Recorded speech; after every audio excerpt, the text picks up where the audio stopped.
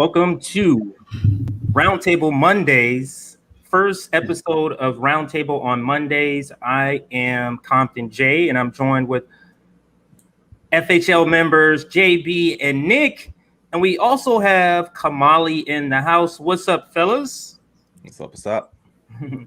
We also, yeah, absolutely, and we're also going to be having Josana joining us in just a moment, and Afeni will be dropping by a little bit later.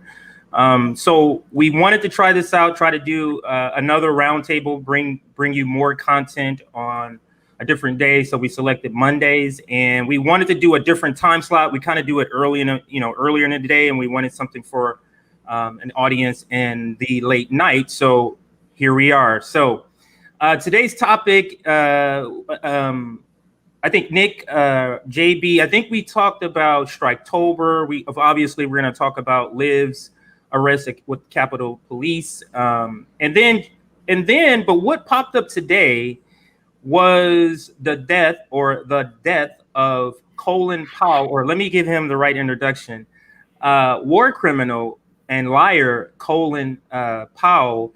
And that's kind of what the buzz is on social media right now. And I just kind of wanted to go around the round table to just get your thoughts on what you've seen all throughout the day about Colin Powell. And I'll start with Kamali, since you're new. I'll start with Kamali. What do you think? And then I'll go to JB. What do you think of just all of what's happening with, the death of Colin Powell and then everyone's reactions?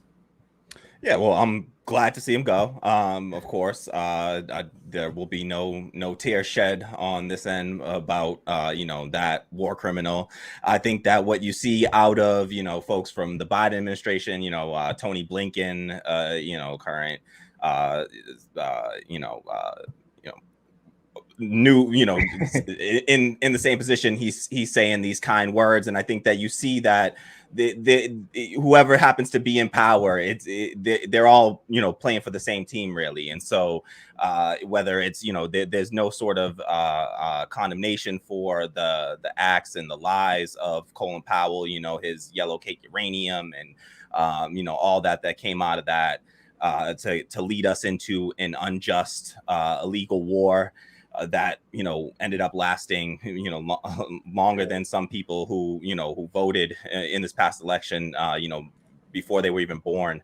And so I think that the discourse has been by and large what you expect from mainstream and in the Biden administration, fawning over Colin Powell. I think that from left spaces, of course, you get the proper discourse, which is to one, cheer it on, celebrate that finally, at least, if COVID's going to be taking some lives, at least it takes some folks out that we don't need to see around here anymore. And so by and large, I think that the left discourse was on point and just criticizing and critiquing his record and not letting that up. You saw, you see the same thing when McCain dies or these war criminals die.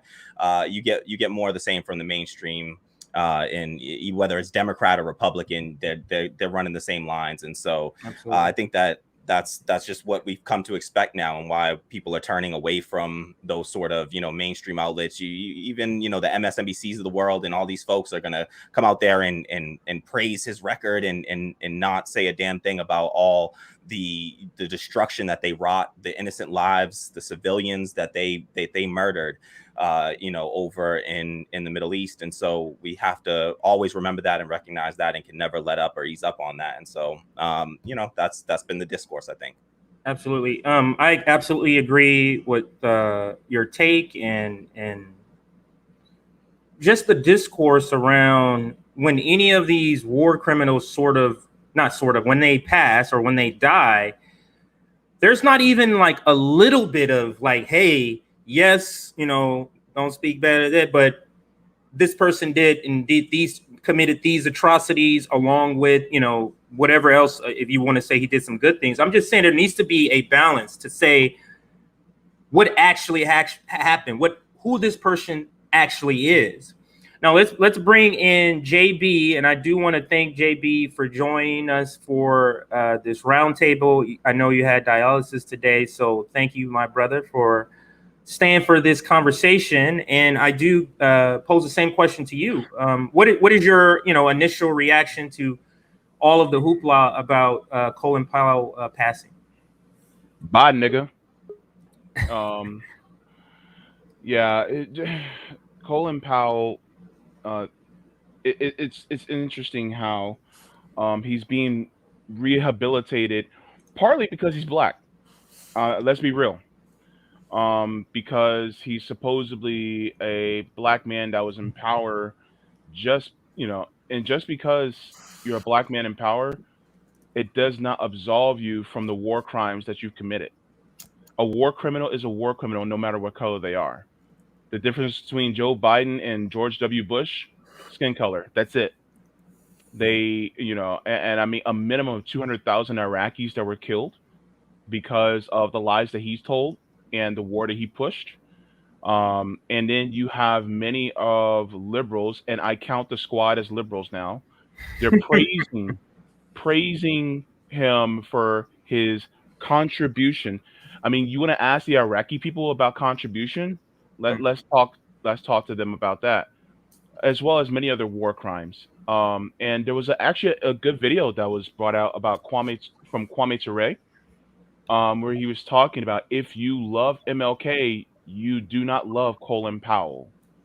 And so I agree with that. We should play that. After A1 gives their take, I definitely want to play that video. Yeah, you can bring that up, Nick. Video. Thank you, sir. Yeah, I'll wait till A1 gives their take first, and then we play it after that. Mm-hmm. But I also want to say a welcome to Rome as well as Josana. Welcome to the chat, to the video. I just want to say hello to all you guys.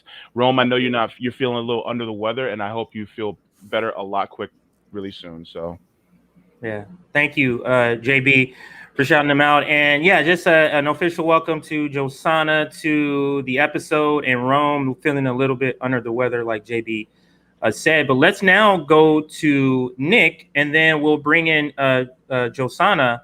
And the question, what we're just the introductory question is, what is your reaction to mainstream media, to social media's reaction of the death of war criminal Colin Powell? And Nick, I'll let you take it from here, Nick. I want to thank Colin for the super chat. I'll bring it up again. Colin, friend of the show, said Franco from Franco Analysis brought up a good point. Powell is one rat of infestation of imperialism and capitalism. A true victory will be the defeat of imperialism, as Brother Kwame said. Great super chat. Colin always bring the heat. Thank you for that comment. And you guys know the name of the channel, Fred Hampton Leftist. Remember what Fred Hampton told you? Without education, you get Negro imperialists, you get Negro capitalists. And that what took over the black capitalist class and the people they look up to and the people they idolize. So it says a lot about Jamal Bowman that he sent out a tweet that said, oh, this is the guy I looked up to. For one, I don't believe you. I believe you trying to suck up to the Democratic establishment. Exactly. Which says a lot about you, but why would you pick this guy up as a guy to praise? Now, let's do analysis of what this actually means. And this is why I rally against our black oligarchs, right? I rally against our black oligarchs. I wrote an op-ed. My first op-ed was rallying against our neoliberal black leaders who people want to rally about, like Barack Obama, Jim Clyburn. These people are trash who sold out our community. Look at the first black Secretary of State, Colin Powell. War criminal. Displaced millions of people. Bragged about bombing villages. I mean, this guy is responsible for the worst of the worst, and he spearheaded the worst crimes of the U.S. empire. Now, look at our first black attorney general as well, Eric Holder, who was a Wall Street plant, literally set in by Obama, who Wall Street demanded they put as attorney general so he can give them immunity for their white-collar crimes where they was illegally foreclosing on people of color, indigenous people, black Americans in our homes. These people committed acts of fraud. These people literally broke their contracts to illegally foreclose on people. They don't report on this, but what they did to Black America financially was egregious in 2008, and no one even knows. And this was found out through hearings. And Eric Holder was like, I got your back. Barack Obama sent me here for a reason. That's why I have utmost contempt for these people in the Democratic Party. Because think of what this is. The first black attorney general was a shield for Wall Street. and helped them collapse our wealth.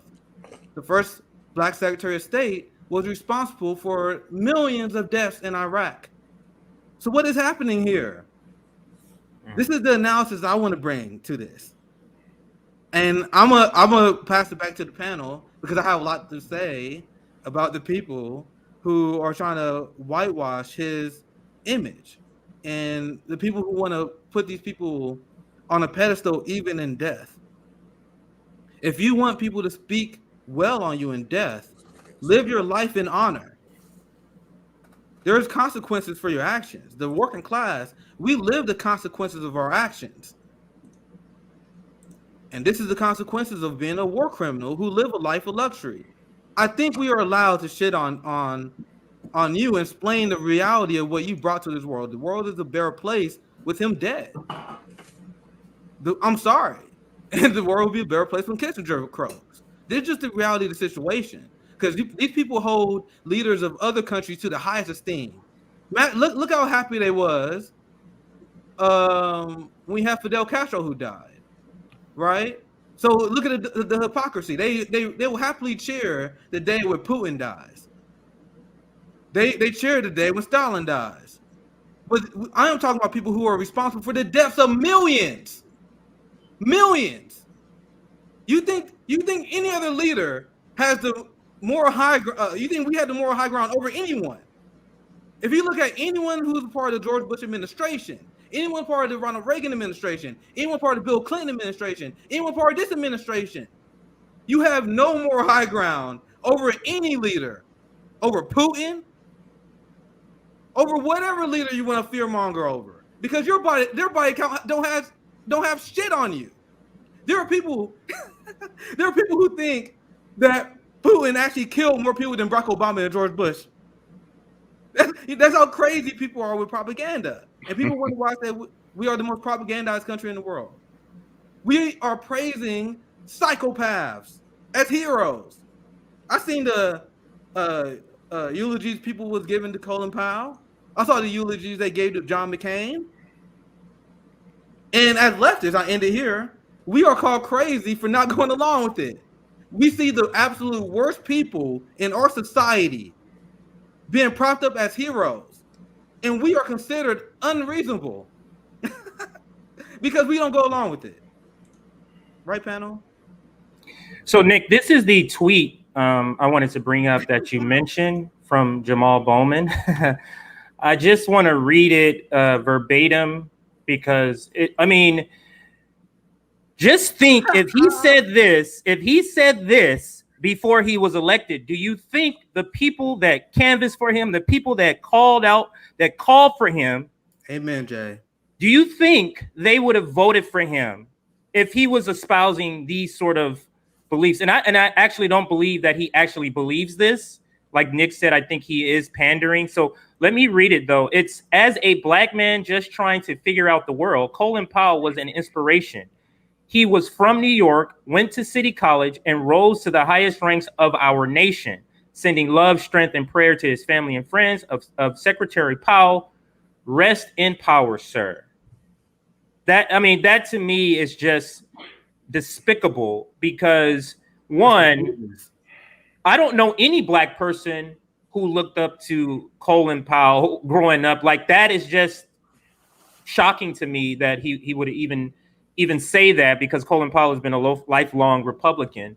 And I don't know of anything that he's done for the Black community. I mean, I don't know of any movements he started, anything that he's had power and he hasn't used it to advance freedom for Black people. So that's my assessment for him. CJ, you notice that he is more than happy to play the role of the previous Black congressional oligarchs that we want to replace, the people like Clyburn. Right. What I mean by that, because their job, and I explained this in great detail in my first op-ed, I got a new one that dropped tonight, how they are used to manufacture consent, and they project what they want the African American community to believe. So when Jamal Bowman come up with a statement, that's him wanting us to repeat that. That's him. He want the Black community to look at Colin Powell as a hero, even though he's a war criminal. And now I can expand on this even more, because you see the same thing with Jim Clyburn. You see the same thing with John Lewis. People got mad at me in Rome because we had to tell the truth about John Lewis. I saw that. I remember John Lewis. Do you remember the tweet where he sent out where he was like, "Yeah, man, I got my ass kicked by the cops, but I looked up at him, shook his hand, and said, 'Thank you for your service, sir.'" What? You got the worst I did not tweet see of that. all I did not time, see that. of all time. He sent that out because that's not him just tweeting randomly. He's a fucking congressperson. These people put a lot of thought in their tweets. That's him manufacturing consent because he wants us to take a beating from the cop and be like, "Thank you, sir, for your service." You guys want me to find a tweet? And people got mad at me in Rome because we dragged John Lewis. See if you can find it. By the way, this is not me just being childish. John Lewis is responsible for the slave trade that is going on in Libya because he was complicit with Barack Obama allowing that to happen because he voted along party lines so to give the president unlimited power to start war. So he voted for an amendment that so you don't need any congressional approval for us to get into Syria. That was John Lewis. So people wonder why I'm so hard on him. You are responsible for the destruction of Syria. I'm sorry, Libya. I apologize, Libya. That is you, and I'm not gonna forgive you for that. Straight up. Absolutely.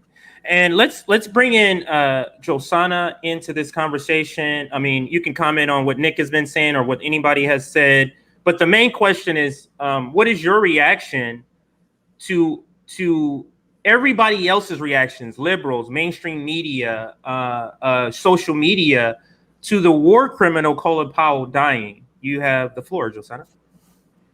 Hi, everyone. Thank you for having me tonight. It's a pleasure, as usual. Okay. My reaction to mainstream media and right-wingers, capitalists that you guys call liberals, is it doesn't affect me anymore because I expect them to praise a war criminal. I expect them to pay homage and cry because a war criminal, an imperialist sack of shit, just died. Sorry, I have to watch my vocabulary. I barely speak English. Yeah, that's what I expect them to do.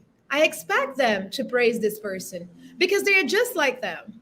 And today I tweeted with a photo of him, and I think I got shadow banned. I don't care. I tweet to vent. I tweeted a photo of him and said, if you are Black and you play the game and serve the master white supremacy, you are just like the oppressor. So I do not expect right-wingers, capitalists, so-called liberals to not praise this man. I would be surprised if mainstream media was saying war criminal Colin Powell died. Then I would be surprised. I would have a reaction. But for now, I have none. This is what I expected. As a foreigner, as a person that was always directly affected by the actions of this imperialistic state, I think death is too little for a war criminal. Because how about the torture, the hundreds of thousands of Palestinian children are suffering right now? How about the abuse in the war in Syria? How about the war in Iraq itself? The torture, the abuses, the rape, the destruction of a nation. Death is too comfortable for a war criminal because it's dead, right? I'm going to stop right here right now. And get back to I hear you. Thank you, Josana, for that. And last but not least, I wanted to save Rome just in case you didn't have the energy, sir. I know you're feeling under the weather, but you did want it to be on this stream today. Are you good enough to answer this one, Rome, or you want us to come back to the next question for you? Yeah, I'm good, man. I'm good. What do you think, Rome, of Colin Powell, dying? And liberals' reaction, mainstream media's reaction to everything? I mean, it's just like Josana said. I wouldn't expect them to act any other way, and if they was to actually call this man out for what he have done, they would not only tie, the people around them in, but they're going to tie themselves in. Because when we talk about creating war crimes, you have to look who, approved of these things, who was too weak on the Senate for days or anything. So it always come back down to their bosses. So they have to watch what they say, because in the long run, it's going to eat at your career, which is what these politicians have. It's not, they don't use this thing to, really help people. It's just to further their career, the perfectionists, whatever you want to call it, elitist. But and as far as him dying,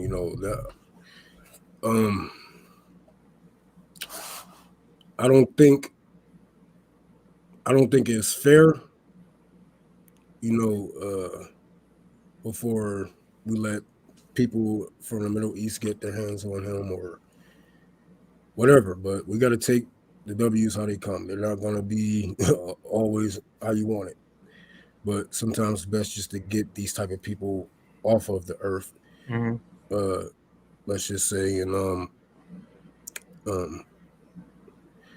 we see who's praising them and who's giving these men these war criminal all this glory.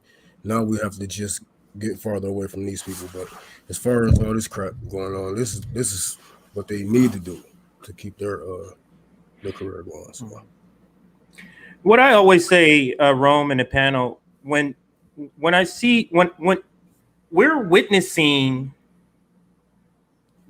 live action propaganda, people 50 years from now are going to be reading what mainstream media is saying about Colin Powell as if he's a great person. So it always makes me think, how was George Bush or George Washington? What was he really like? What was Thomas Jefferson? Because if they're lying about this shit, you don't think they're going to lie about the beginning of this country, the founding fathers, to make them look benevolent about slavery in particular? So that's always that jumps out to me, is that if they're propaganding lies leaders right now, what happened back then? What happened back then when there was less voices to say that's not the truth? That's why, to me, any and all American history is suspect. There's a lot. It's suspect to me. I just simply can't believe it. I don't care if you tell me you got evidence.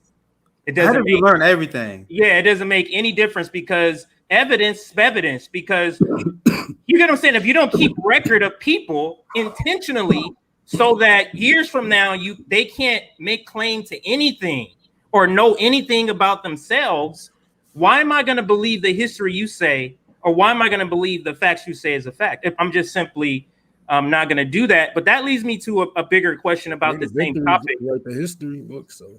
Exactly. That leads me to a bigger question about this same topic, and that is, white American culture never takes into account, when they're forming heroes, what that potential hero has done to Black and brown indigenous people. It is not a factor whatsoever.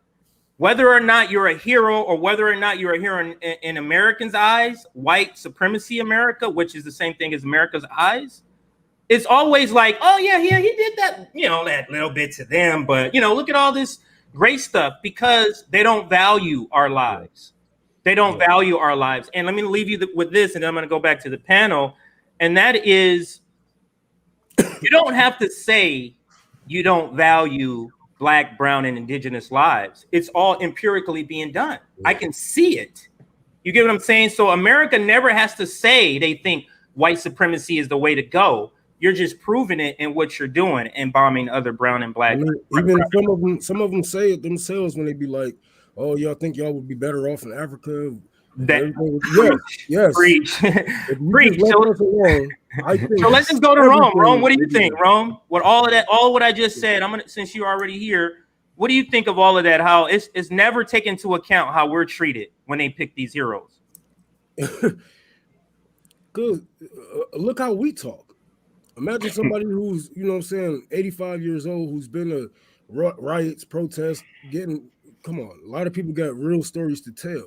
And when you're picking your heroes for a country or for your ideology, for your skin color, you know what I'm saying, you're not going to want some black guy or some Native American being a hero, because that's going to make you look like you might be the hero to, you know what I'm saying, to these people.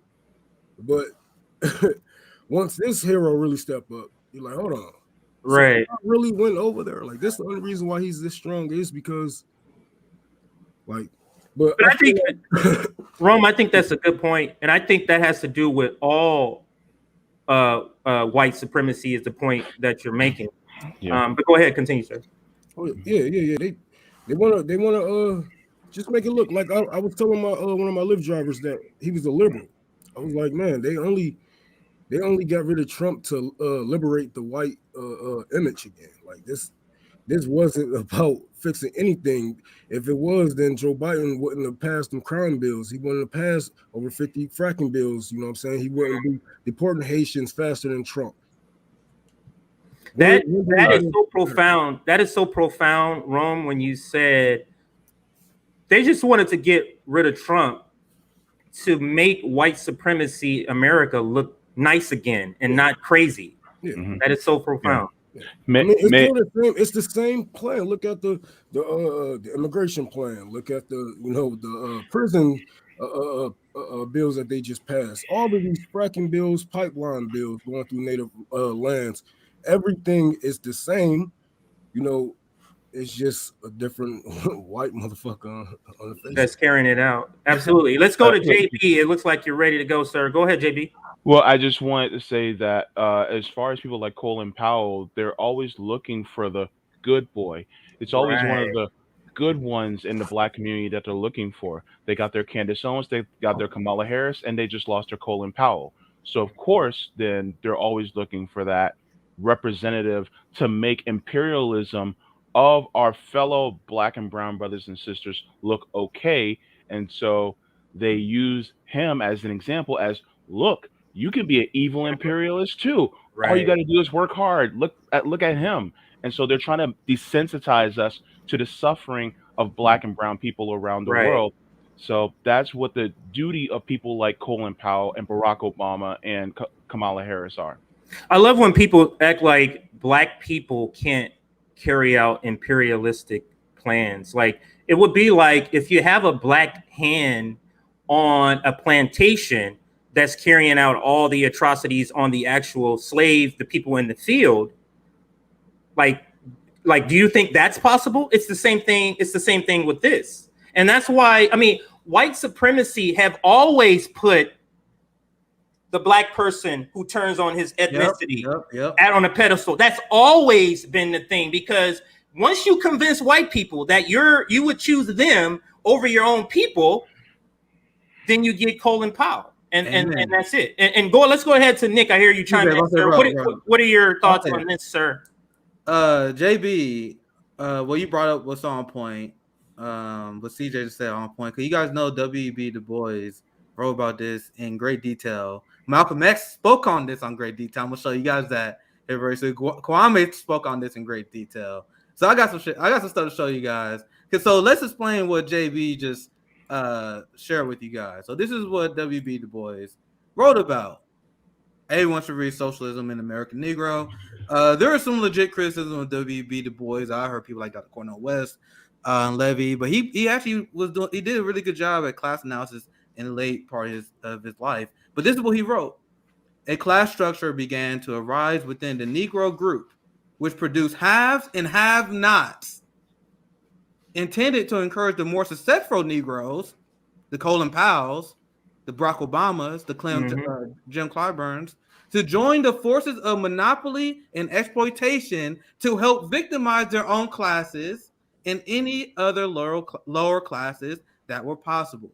Because to remedy the situation, these Negroes, they regarded their first step towards emancipation as being political power. Exactly what you guys just laid out. My brother W.B. Du Bois said, because as you guys explained, When you had Colin Powell, we have Barack Obama. They live in this white supremacist state. So what's their way out? Their way out is to join the forces of oppression. Right. And this is something that W.B. Du Bois wrote about decades ago. This is something Malcolm X spoke about. This is a long problem that we have in our community. I don't want you guys to misunderstand. This is not a new problem. This is a problem that goes back to the slave trade when we were sold by our own brothers and sisters. When you had people like the Uncle Ruckuses in the slave houses to the masters over the slave revolts. This is not new. So that's why it's important to talk about, because people forgot about that this happens. That you have people that betray their race in order to protect their class. Now I got another video, but I'm gonna share this one last one. I'll pass it back to the panel because I told you guys we had our brothers and sisters who was warning people. Because CJ, this is why I want to share this one, because CJ mentioned how white liberals they boost people like Colin Powell out, right? And that is not by accident. So I'm gonna mute my mic real quick, and Malcolm X explained exactly what CJ was referring to. Yeah, I remember this video. Let's see this. That have been put in front of the Negro community, or for jobs for Negroes or anything else. I think that today you could point to a large number of Negro leaders who have consistently betrayed Negroes in a whole host of areas. They aren't really Negro leaders. These are puppets that have been put in front of the Negro community by white liberals. These are parrots that have been put in front of the Negro community by white liberals. You can't name me a Negro leader who has been betrayed Negroes, who has not been endorsed, sanctioned, subsidized, and supported by the white liberals. That is so profound. And another thing I want to say about this. He's always right. Another thing I want to say about this. Political analysis was way, way, way, way better back then. You would never see nothing like that on TV today. You would never see anything like that. That's what they never showed you that, didn't they? No. How old was you when you first seen that clip? I was like 24. I'm 30 now. I was like 30. I was like 24 the first time I saw that. And look at how well spoken and how eloquent Malcolm X is there. But I remember growing up, there was like Malcolm X is a crazy radical. Remember? Mm-hmm. Yes. You see the lies they told us, but he saw through them. Yes. He saw through them. Go ahead. No, I was going to say, let's bring in Josana. I really want to hear her answer about this, because you have, a different perspective. So when we're talking about American heroes, like I said, what that potential hero has done to Black people, brown people, indigenous people, that's never part of the equation of determining whether the person is considered a hero. So what do you think about that? Or what do you think that says about American heroes in general, or just about the white supremacy power structure? Okay, I think when we went live to talk about Live, I was talking about the electoral machine and how I see the US as the core of all the world's problems. I see the US like that because it's now the empire of white supremacy. And I'm not excusing the other countries of European Union and UK. I'm not excusing them. I'm just saying that what the US did to my people, it's personal to me. Because first of all, we learn in history. We did that in Brazil too. Pedro Álvares Cabral discovered Brazil, gave mirrors to the indigenous people, and therefore owned the whole territory. But you have a leftist professor that is like, y'all know this is bullshit, right? Y'all know that this is not true. He came, they had guns, they killed and scared the indigenous people away and took over the territory.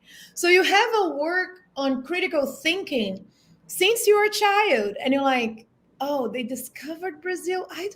There was people living here before. And then slavery in Brazil was the longest slavery time that happened in the continent of America.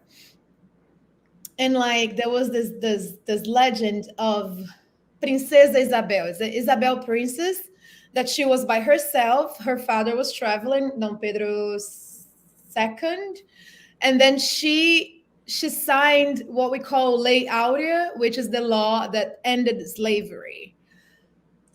And always in my head, how can a white lady signing a bill be the solution to problems? And I think, and I do not understand, I'm still yet to understand, and I swear that I'm openly researching and putting myself out there to be bitten, to learn how. It's so on our faces, but how do American population fall for the propaganda? We have in real time states in the South that are going to erase history books from slavery times and not talk about it because they decided to. And that tweet that you read in the beginning, CJ, saying he's a black man from New York, went to community college, and then he made it. So the concept of making it, that always irritated me because I'm an artist. And since I moved to New York, oh, you're going to make it. Oh, you're not going to make it. Like, what is making it to start with? Because it doesn't matter if I killed hundreds of thousands of people, I made it, and I should be praised by that? Seriously. So what is this making it? What is this American dream? Is to save as many coins and power as you can have? And by that, you get hypnotized by the propaganda that tells you that if you work like a hamster in a hamster wheel, you are free. Are you okay with the fact that all your taxes, most of the taxes that are taken out of your paycheck, go to sponsor wars around the world? I can fucking barely fall asleep with that idea in my head that I am killing children in my own country. So I don't understand, because I went once, Nick knows, and he laughs at me because I'm always on Twitter Spaces discussing, trying to learn. I'm trying to know America. I'm a gringo here. That's When I learn guys. That's how it sounds. She was on this being fire one day, and I was like, we gotta bring her on. But Josana, but guess what they call that? What you just said? Guess what they call that here? They call that black excellence. And then I was kicked out of a space. I was kicked out of a black space. Oh. Because I was telling them what I just told you right now. That was probably the black nationalists, the people that don't care about. Yeah, and I said, because Malcolm X said that Negroes, I had to learn how to pronounce Negroes in America because they said I said the N word with the hard R.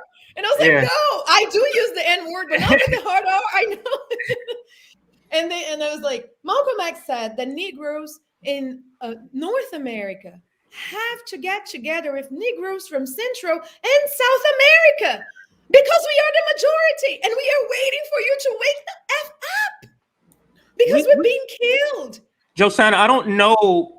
I'm not sure, short of a revolution, that people are going to wake up. Propaganda is literally everywhere. Have you ever seen the Minority Report, anybody, where he's walking and literally ads are popping up visually?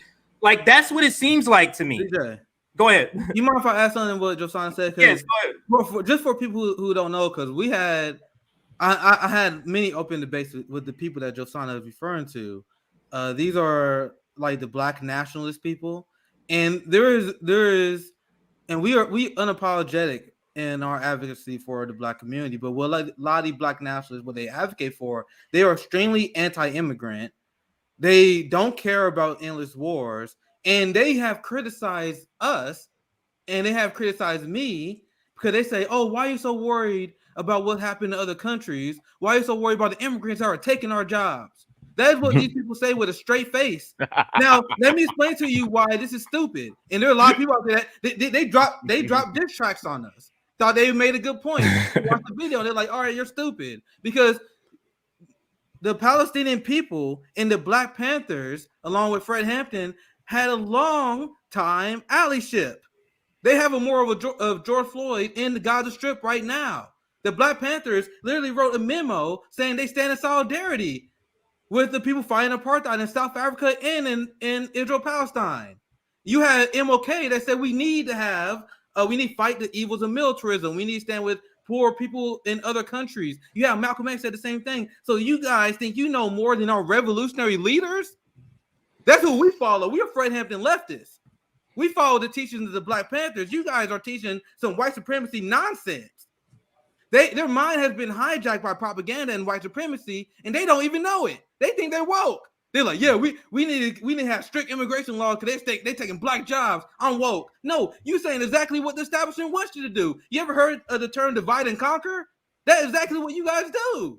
That's who Josiah is referring to. And these people have criticized us, and I'm like, we are to your left, sir. You are a tool of white supremacy, whether you know it or not. These people. Sad. They are anti-immigrant. I'm like, bro, these are black immigrants. These are Haitian. These are our brothers and sisters being treated like trash, and they don't care because they claim that only black Americans, descendants of American slavery, are the only ones that matter, ignoring the fact that Afro-Brazilians, like Josiah just explained, was victims of slavery as well. I get fired up on this because these people always think they have a good point, but they're clowns to me. I don't treat them seriously, and that's who Josiah was referring to. But I'll get back to the topic. I don't want to derail it too much. It's just that, like, in this topic, right? I'm just making a parallel so we can go ahead and see, like, why is this black man praising this war criminal? Because he made it. And when I'm so sick to have power, to be the same as the oppressor, believing that will change something, I am becoming the oppressor, and then I become a tool. Because if I'm fighting with the weapons of the white man, I'm not gonna get nowhere, because they created the weapons. They are the ones that know how to use. They are the ones that put a button to self-destruct when we learn how to use it. And to be honest, you invest in stocks. You are investing in war. You're investing in your own assassination by the police. But making it that Twitter says, this is the United States propaganda. What is this? Why does that moves your blood? Why being a man with the power to destroy lives should be something to be proud of because he's black? I don't give two F's that he's black. I kick him anyways. And that's my goal. I remember when CJ asked me, what's your goal? To overthrow, like Kwame says, to blow up the white supremacist machine. Josiah, when you said to overthrow the government, when I asked you that question, the panel was like, It was finally so good to have someone else outside of Rome that's willing to say it. Yeah, it was very funny to you. But I do want to make a comment on what she's saying about make it, because I've had the same just thoughts of like making it. To me, in the United States, we've been conditioned to mean making it means having the most money, and making it in particular in the Black community means breaking through oppression.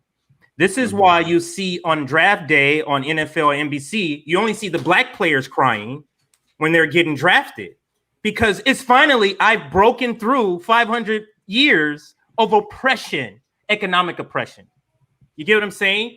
So yeah, that's the only thing I wanted to kind of add or interject in there. And that's how the white man keeps us. So sorry. How the white man keeps us on a leash. Yes. Because he's gonna make us capitalists just like them. Yes. So we're like, no, I'm cool. I now have this money here. Right. And that's okay. And it makes you the oppressed. We become it makes the oppressed person or oppressed people want to do anything to get to that position that the oppressor is financially in. To do anything. They're willing to do anything to get there, including selling out their own race, Don Lemon, selling out their own race, Dr. Jason Johnson. Amen, you know what I'm saying? Sorry, JB. Jump. Just one question. Just one quick thing. I find it funny when they always have stories about people wanting to get out of the hood as being successful, but not changing the hood to be successful. Because they don't want the hood to change, because the hood produces the boy people, JB on fire. Produces labor in prison. Yeah. It produces bodies to go in the military and fight and kill other people. You get what I'm saying? So they don't want to fix the hood. They just want to take the talent out of the hood and say, go to the NBA, make some white people some money. Go to the NFL, make some white people some money. And I don't care what you say. LeBron could be the richest making all this money. If they're able to pay him hundreds of millions of dollars, you know how much money they're making off of him? Yep.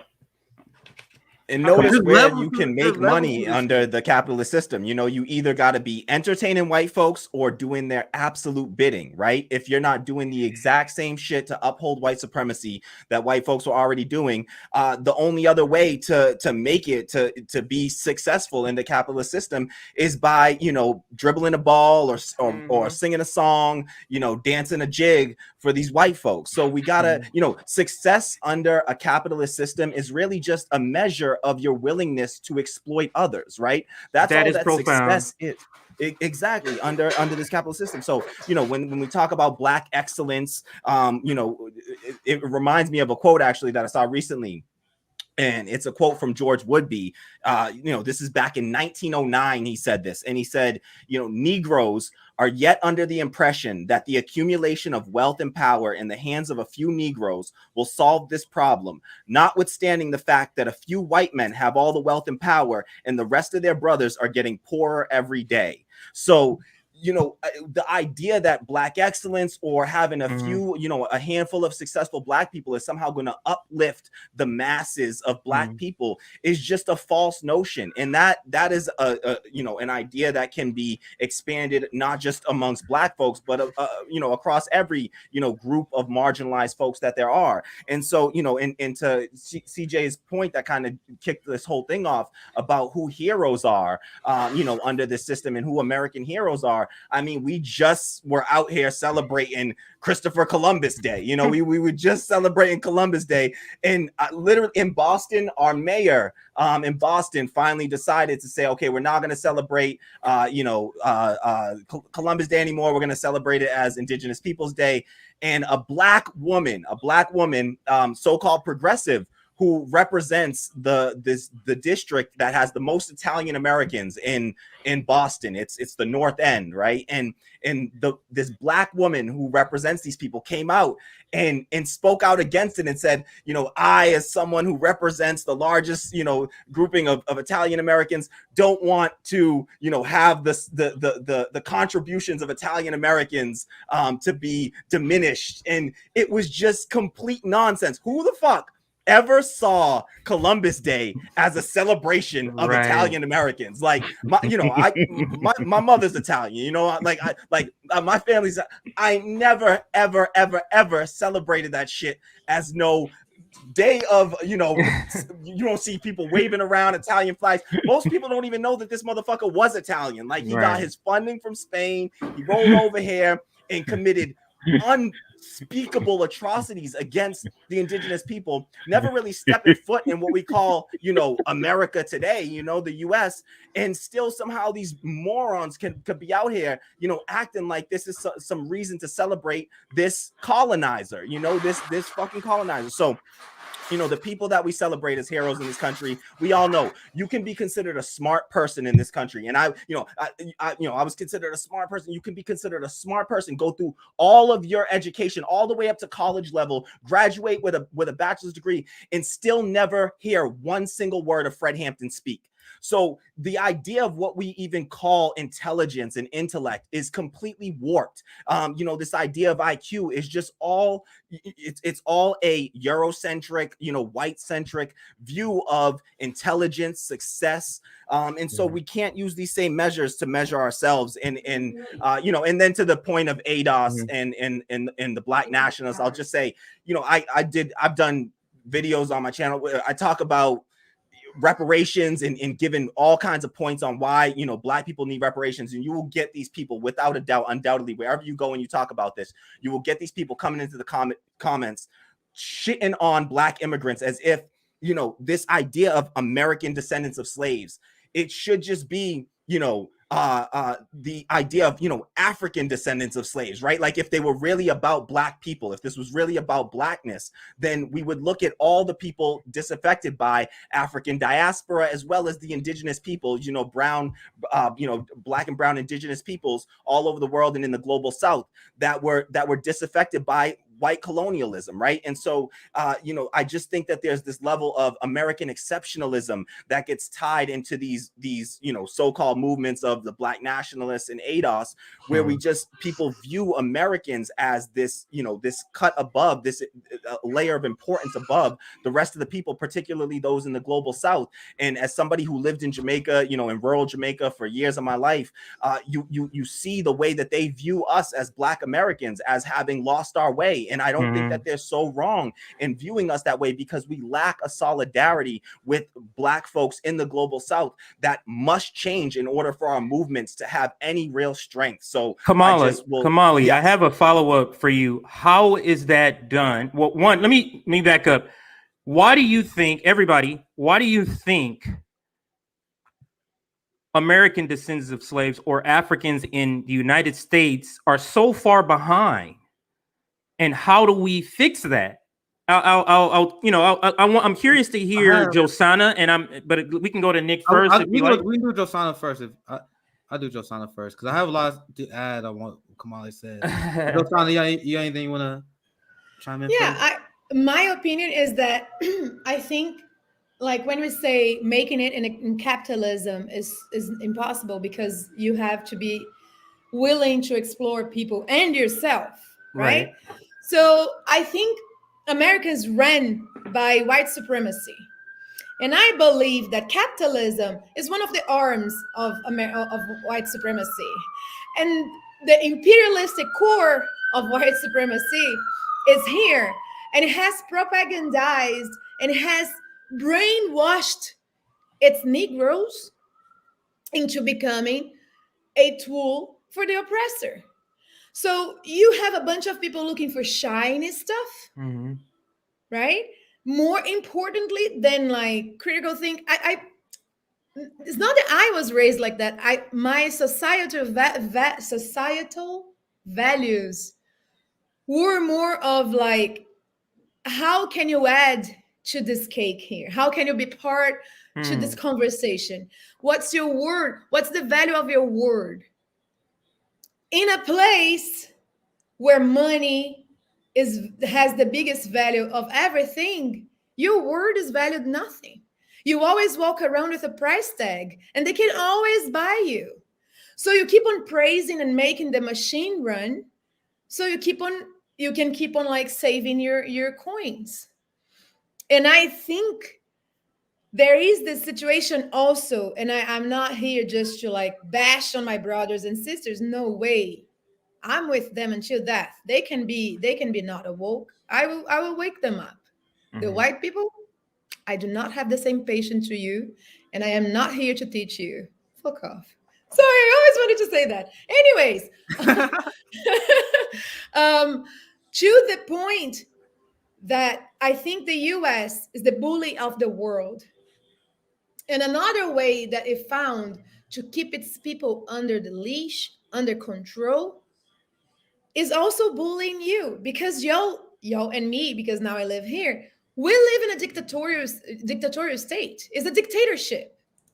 So you cannot actually say something. You cannot actually express how you feel. You save all your emotions inside of you, and you live in fear and also in the state of competition. Because when you're just a number, and I truly believe in the US, we all are just a number, you can be substituted in a snap of a finger. So you have no value as a person in this country. And it gets really hard to be able to wake up and fight and get together when you have no value as a person.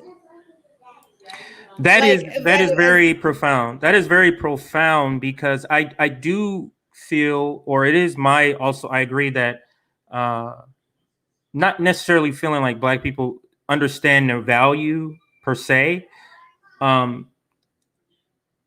Sometimes I feel like I almost like don't blame, because 500 years of propaganda of telling you that you're not worth anything.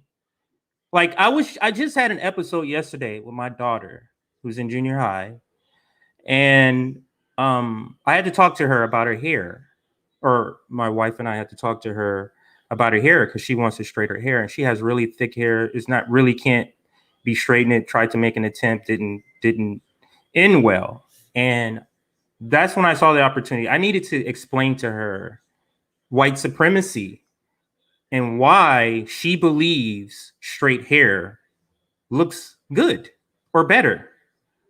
So that was a conversation I had to have with my daughter, because it's everywhere. And I looked up a video, and this video was a good video, and it broke down why you think this. And what I'm getting to is that if my daughter can be propagandized about her own hair in the short amount of time she's been on this earth, think about the Black community in the 400-500 years. And you can say what you want. Black is beautiful, but if you're seeing long blonde hair and blue eyes every single day, and everybody's telling you that's pretty, that's going to get in your head. That's going to get in your head. So yeah. So that's just my contribution to that. That's exactly. Go ahead. That's why we always talk about that propaganda, right? Because that propaganda even influences the people that we are referring to, right? Like the anti-immigrant Black nationalists, right? Because look how weak their ask is. It's weak. Look at. Let me explain their argument, and this is why I don't have. I'm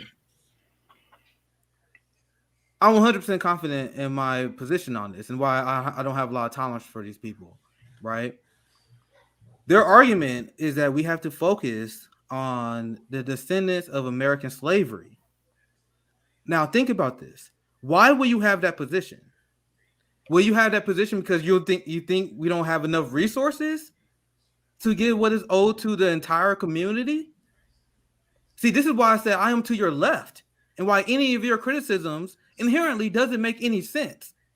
So you are saying that we should abandon our Haitian brothers and sisters, our Black immigrant brothers and sisters. Why are you saying that?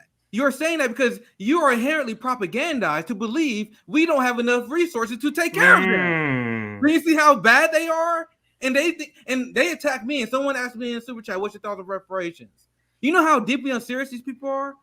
They attacked and smeared me for months and said I don't believe in reparations because I said we need to have a thoughtful approach to reparations that not only include cash payments but also take care of Medicare for all or student loan debt. You see what I did there? I went to their left. I said not only do they owe reparations to us, they also owe us health care. They also need to forgive our debts, but they stopped to ask. They said we should get cash payments. We're good. What the fuck are you talking about? You don't want a UBI? You don't want no rent control? They said that I'm not. They were like, well, what you're doing, you're watering down the ask. This is how unserious they are. This is why I say I'm to your left, because they are so propagandized. They think that we are not owed the world by our state. We built this country with our slave labor. Reparations is just a cherry on top. Continue to build this country. But they want to limit our ask. They want to say, oh, we can't take care of our Black brothers and sisters who came outside of our borders because we can't afford it?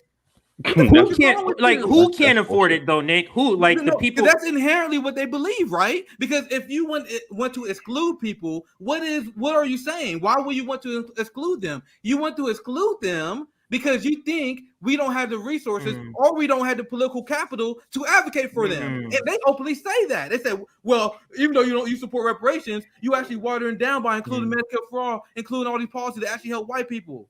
I'm like, bro, Medicare for all actually improves our community the most because we suffer the most from medical debt. You see how low info you are? You don't even know that. And you see how I don't have any tolerance for these people? Yeah, I don't take them serious.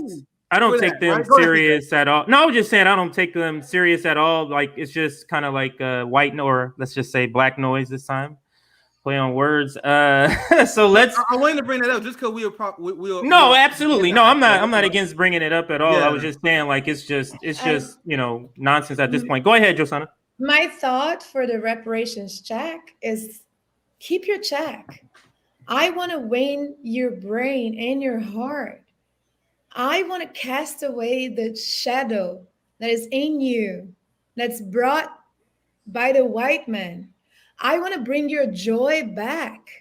This is a commentary. I have a black community here, of Afro-Brazilian community of women here, and we're like, why are they always so angry?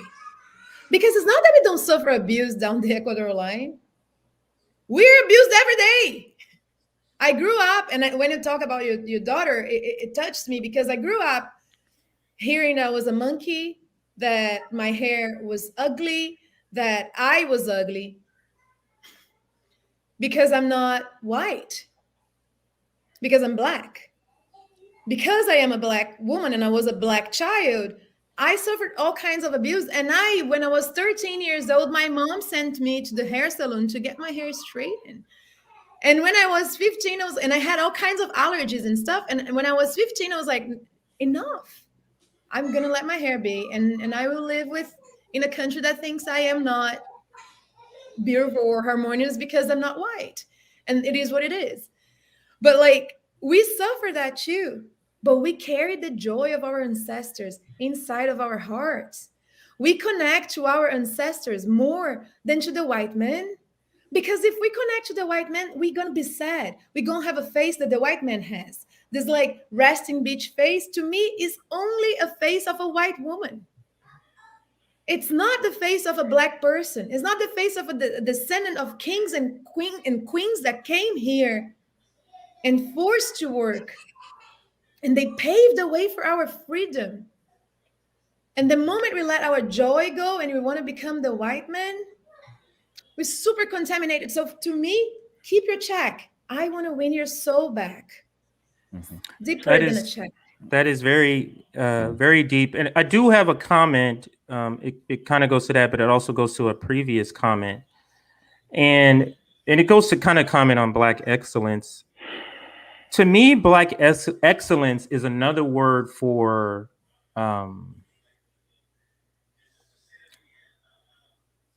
Black elites aspiring to be their white oppressor. That's really what I see as Black excellence. It's kind of racist in it itself. What do you mean by Black excellence? As if you have to add excellence to Black in order for Black to be excellent. You get what I'm saying? Yeah. So I don't like that. And I think Black excellence is just Black elites describing themselves. Yeah. You get what I'm saying? Of course, they're going to make it seem, oh, Black excellence, strive to be me, but you're striving to be your oppressor. So I'm not striving to be you. Yeah, that's my Dr. Cornel West called it the betrayal of the Black elite. He talks about the betrayal of the Black elite, and he said that what has happened with Black folks is that we've replaced our we mentality with an I mentality, and we've gained this ruthless ambition where we're willing to tear down our brothers and sisters in order to just simply get ahead. And so I love his framing of it, and I think that he's 100% spot on in that's what we need to overcome in trying to share Black solidarity. Just one point I want to bring out also, since we're talking about propaganda, one of the biggest things I think in propaganda that has plagued the Black community by and large, especially across the African diaspora, is colorism. That is a huge thing that has also been affecting us. I'm going to be full disclosure. I used to hate my skin color because being darker meant that you were somehow less attractive and uglier because you weren't closer to whiteness.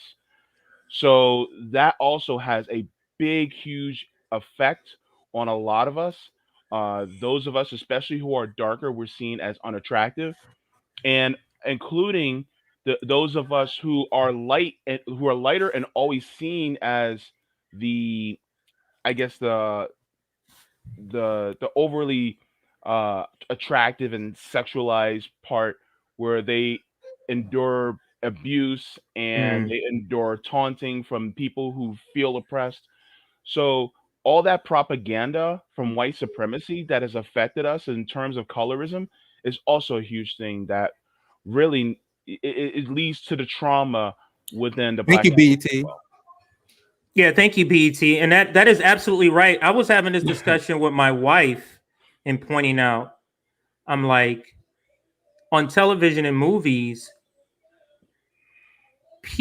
black people who are of mixed race somehow have 95% of the roles. And it's like, most black people aren't of mixed race. So the point that I'm making is even black shows are doing the same thing. It's because they buy up the same oppressive, racist views on beauty as their oppressor, is teaching them. But I have a bigger question. And just a critique on that. As soon as we have Colin Powell, super lighter skin, I was like, let me see his black features here. Meghan Markle. You've been telling me I'm black and indigenous. And you've been telling me that I'm touched by white blood. Yeah, because they raped my ancestors. And then you've been telling me I'm not black. But as soon as Meghan Markle is a princess, oh, this is a black woman in power. She made it. She made it. As soon That's as what Colin made it Powell, he made it. That's what made it mean. It means you've made it. It means you've made it to the white sphere. You've made it to whiteism. CJ, remember that conversation we had about when we had a conversation about how they have black shows where they're showing black prosperity, and that's part of the propaganda. I think that ties in exactly. Yeah. So what I was saying that Nick is bringing up is that black struggle in America is always told through the lens of comedy, because white people don't want to take a look in the mirror and see what they've done to us. So this is why this is the reason why only black comedy shows deal with real issues.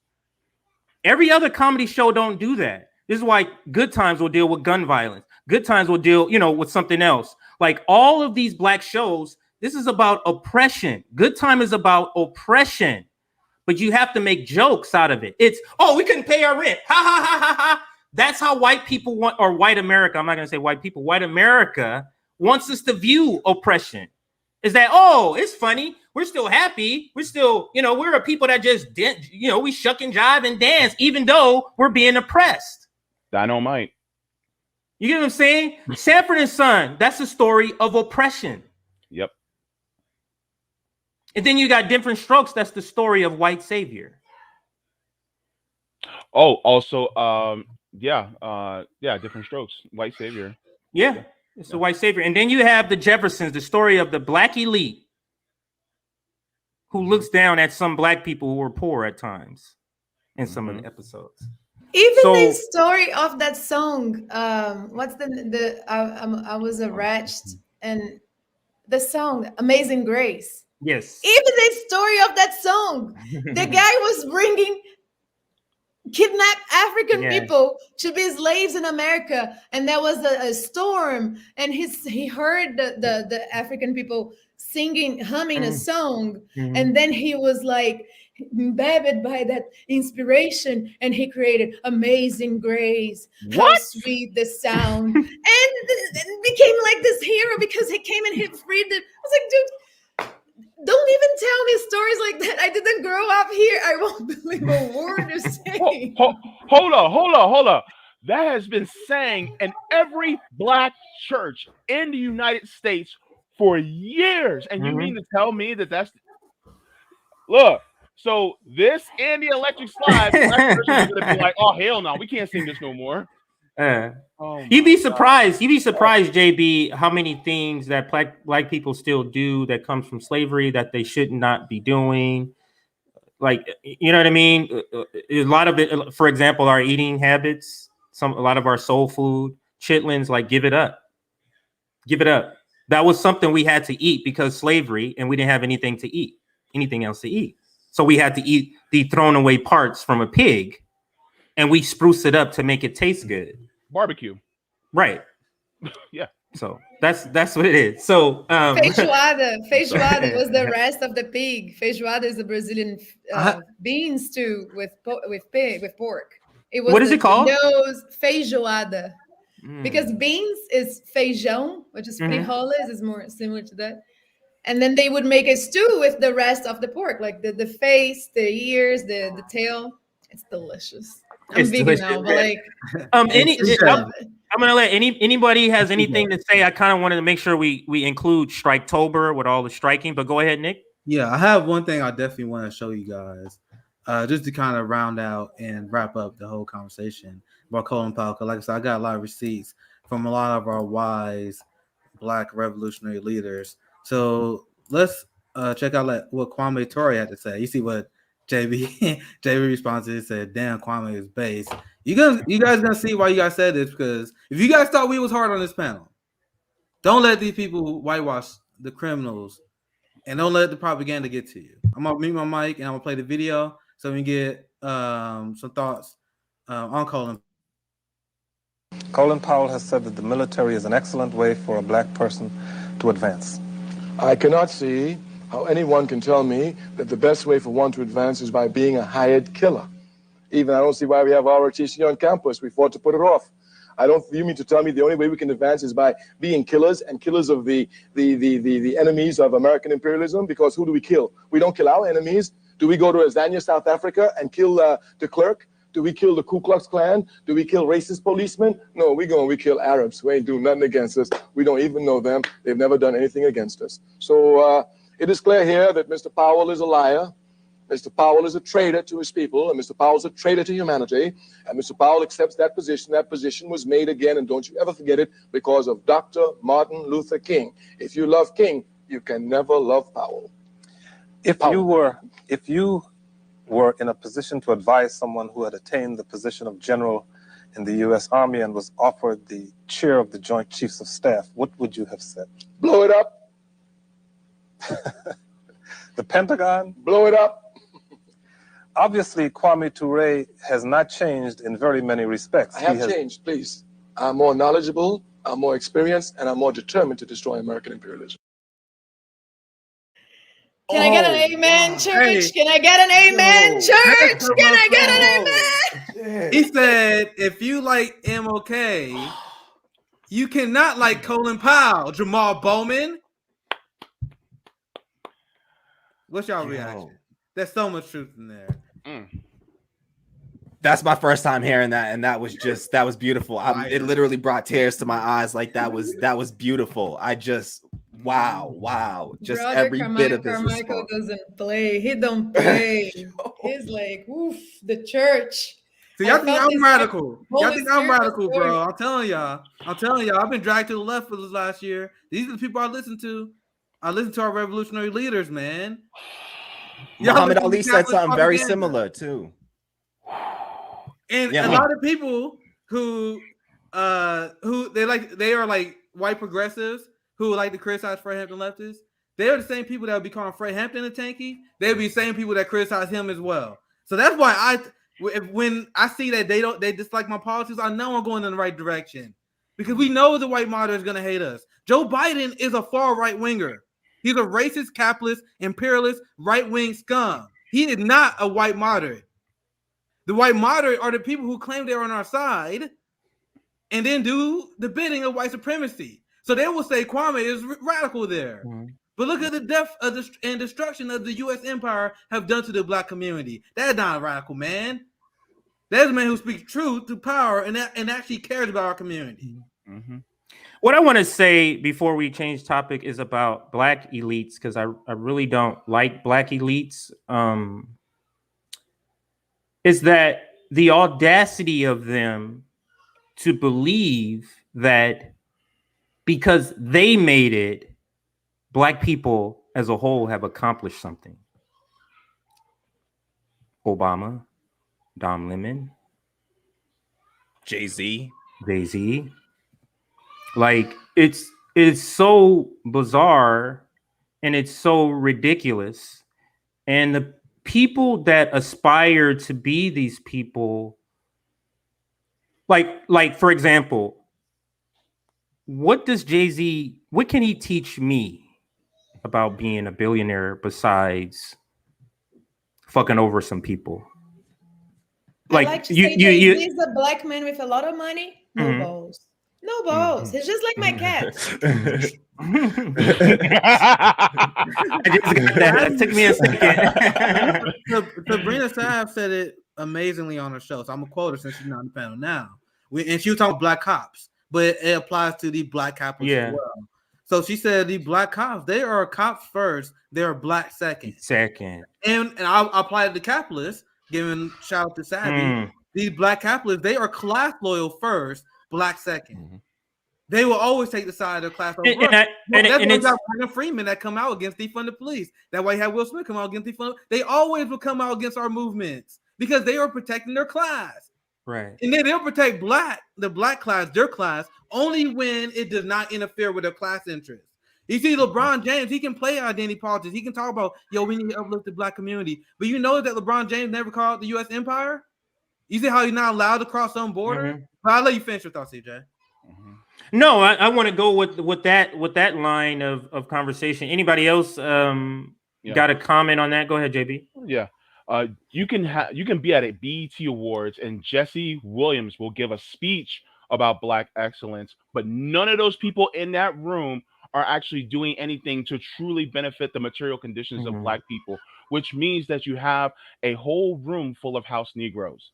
And so when you got them praising people like Barack Obama, praising people like Colin Powell, you'll have people the NAACP Image Awards, they'll give awards to some of these black people who are imperialists, who are capitalist people who oppress.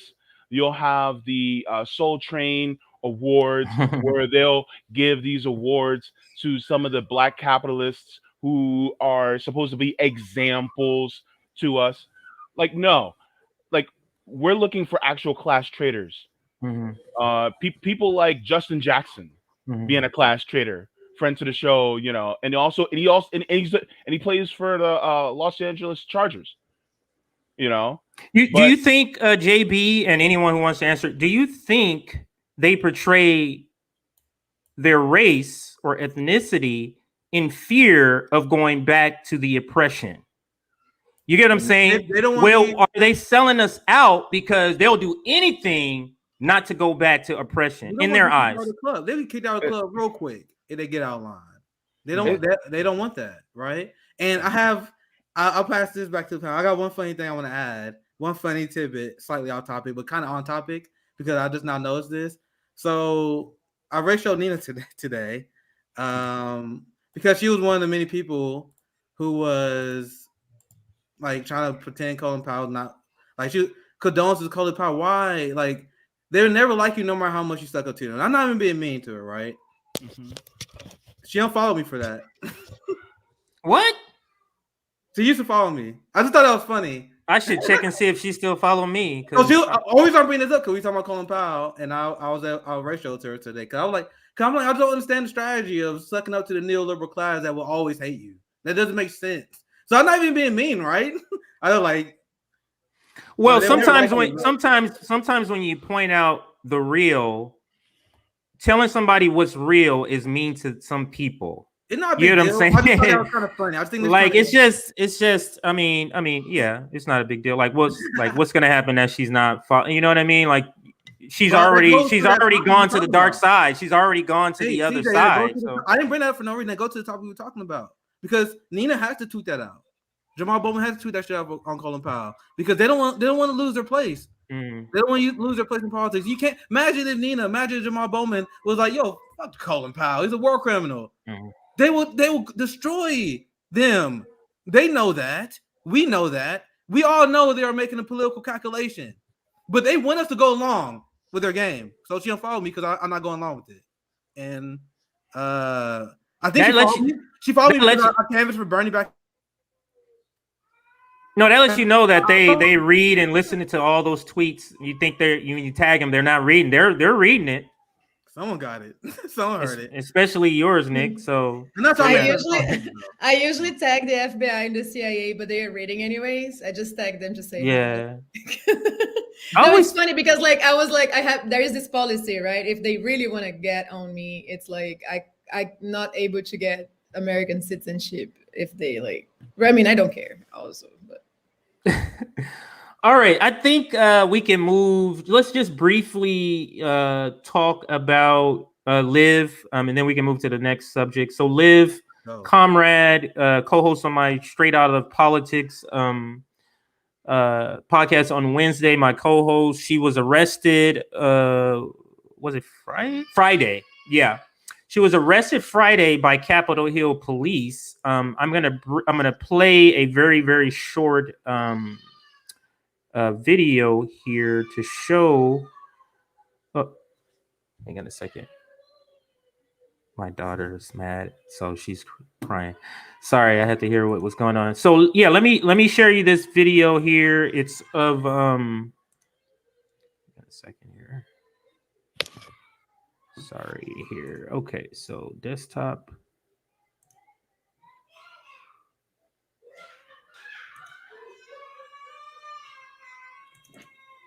I hope you guys can't hear her. Maybe you can. She's over there crying.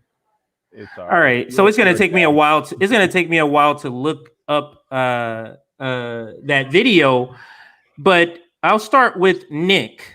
So Friday happens. I wake up. You're the first person that I find this out. Like what you put in Signal, then I'm like, oh, what? So I go over, figure out what's happening with Liv, and just couldn't believe it. And you know, she was in the paper, she was in The Hill, she was on Fox News. So let's start with Nick. What do you think about Liv's ordeal? What does it say about Capitol Hill Police, the police state? And yeah, what is your take on just all of the events that happened to Liv? Remember when I told you guys our number one attention should be on the expanding police state, the expanding national security state, the expansion of the state, and them taking away our rights of our constitutional right to protest, like they try to do. Joe Biden literally tried to rob you of your Second Amendment and Fourth Amendment rights. He lost by the Supreme Court, but that does not take away the fact that he tried to do this. You guys know that Joe Biden tried to expand cops' power so they can illegally search your home and take your guns away. And then they claimed they was going to do that because, we got to go after the Trumpers, the MAGA people. You had to be a fool to believe that. And this is a long pattern of the police state using white supremacy, terrorism, or any national security threat to expand the state. And then they will expand the state and go after the workers, indigenous class, and disenfranchised communities. So guess who sold us out? The progressives, the squad, when they gave more money to the Capitol Police. Look at what the Capitol Police is doing with the resources you guys gave them. Are they going after Trumpers? You know, on Indigenous Peoples Day, or the colonizers version, the Christopher Columbus Day, they had Indigenous people that were protesting at the Capitol, standing in solidarity for Line 3. And you had Capitol Police that was arresting them on Indigenous Peoples Day. Are you guys happy that you guys decided to give them more money now? And by the way, do you guys want to see the liberal class that you guys are teaming up with? Do you guys want to see something? Because CJ said it was a widely reported story. Jim Acosta. The liberal class, when this story came out, was painting Liv as a Trumper. You notice, and I read quite a few of these stories. They every single story, and we can go to the CNN story, the one in pretty much reported everywhere. They always say she was just crazy. She went after the police for no reason. She came up with a bat for no reason. You know, not one liberal publication mentioned the fact that she was there to stand in solidarity with the indigenous people protesting Line 3. They also did not mention the fact that the reason why she had a bat in the first place was to protect herself from the Proud Boys. You know, the same Proud Boys that they said that we should be so worried about. So we have a leftist that brings a bat to a protest, which is well within her Second Amendment rights, to defend herself from the radical organization that you guys said we should be scared of, the Proud Boys. They don't mention that in none of their stories. Jim Acosta and a lot of shit libs in that thread was paying her as a Trumper. You see how they do that? And this is a real life, like directly in our backyard example of this, because it was our comrade. It was our brother and sister at Franthampton Leftists that this happened to. But it can happen to you. This can happen to people you know that standing against oppression. You think they're spanning the police for no reason? They said, oh, she had a bet. This is the lie, and I'll pass it to the panel because I know I'm going long. I apologize. But let me explain the bullshit lie that I saw from the start. They painted Liv as being unreasonable and irrational and who started a confrontation with the police. But the police started a confrontation with Liv when they tried to disarm her bat, and they did it with force. That is a violation of her Second Amendment rights because she's allowed to have a bat. Why are right-wing protesters allowed to show up at a protest armed to the teeth, aka the Proud Boys, aka the Trump MAGA rallies? They will show up with an assault rifle. They will show up with guns at the hip. They will show up with pistols, and the cops are not stopping them. But they see a leftist carrying a bat, and they approach her. So they are inherently infringing on her constitutional rights. So what about that Second Amendment that you guys claim that you care about, conservatives? Because conservatives are laughing at it as well. I thought we were supposed to have a Second Amendment to resist government tyranny. Oh, by the way, that's both of them. The Second Amendment only exists for the white conservative community. It do not exist for us. Because if this is not government tyranny, what is? What is? So I don't want to hear anything about how Liv composed herself because she was well within her rights. As the Second Amendment told us. Deeply unserious people on both sides. The shit libs that was signed with the police state and the conservative bootlickers who think they are anti-establishment, but at the end of the day, they sound just like the shit libs that they claim that they hate. Back to blue. Fuck out of here. And it was a baseball bat. Isn't this America's pastime? What the fuck? Like, you can't walk around with a fucking baseball bat no more? Like, what the fuck? Right. Walking down the street. I think one of the stories said she was walking down the street and she seemed agitated. Walking down the street. The Hill reported it that way. Yes. So what? Yep. So I'm agitated right now. Are you going to invade my house and arrest me? Because I'm on fire every day. Right. And JB, you had her on your show yesterday. What are your thoughts? Just on everything, and then after speaking with her, I know we don't want to go into too much what she's saying behind the scenes because she still have legal matters coming. So I get that. But from what you can say or speak to, what are your thoughts on some of the things that happened? I reflect exactly what Nick was saying. She was within her First Amendment rights. You do not have to register a bat to walk around with it. I don't give a fuck if she was cursing and screaming as she was walking to the protest. That gives the police no right to approach her the way they did. And what reason of suspicion did they actually have? Was she appearing to be a danger to the community? Was she running up to people trying to hit them? If she wasn't a danger to the community, then they should have mind their own goddamn business. JB, you know what they said? They said she was being verbally abusive to the cops. What kind of statement is it? You guys understand they use that as justification for the cops being aggressive, right? They said she was being. Go ahead, JB. That is a weird way of saying that she was exercising her First Amendment rights. kind of That is the stupidest piece of bullshit I have ever heard. Look, what kind of crazy state is this? But I'm gonna tell you right now, okay? They saw her, they saw the blue hair, they saw the petite fr and guess what? She was well within her right to do everything that she did, because if these are a bunch of big ass men that are trying to come after her, and police are sometimes known for doing sexual assault on women, you're goddamn right she better protect herself. Because guess what? I would have told her to do the same thing too. They're violating your rights, and then you somehow just have to submit to them. Like, come on, absolutely not. That's how oppressors work. That's how oppressors work. You are supposed to just submit to them. I just want to throw a question to the panel. What happened to that Kyle boy, white boy that brought an assault rifle and killed people and got a glass of water from the cops? Are we going to still believe them to be the good people after that? There's still people who do, and that's the problem. There's still people, even now, who still believe that, cops are still the good people. The Capitol Hill area. Wait a second here. I didn't mean it to already start. My apologies.